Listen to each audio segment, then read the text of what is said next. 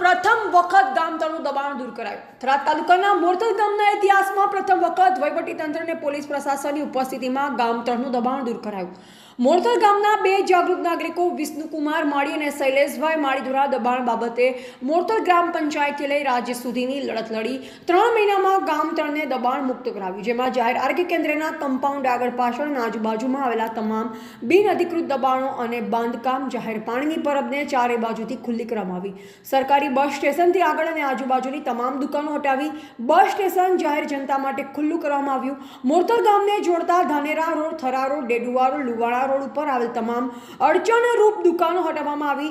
આમ જાહેર જગ્યા ઉપરથી કાચા અને પાકા અડચણરૂપ રીતે ગેરરીતિવાળા તમામ કમર્શિયલ અને નોન કમર્શિયલ કરેલ બિન અધિકૃત દબાણવાળા બાંધકામ વહીવટીતંત્ર અને પોલીસ તંત્રની દેખરેખમાં હટાવવામાં આવ્યા છે। અહેવાલ વિક્રમસિંહ રાજપૂત, સંબંધ ભારત ન્યૂઝ, લાખણી।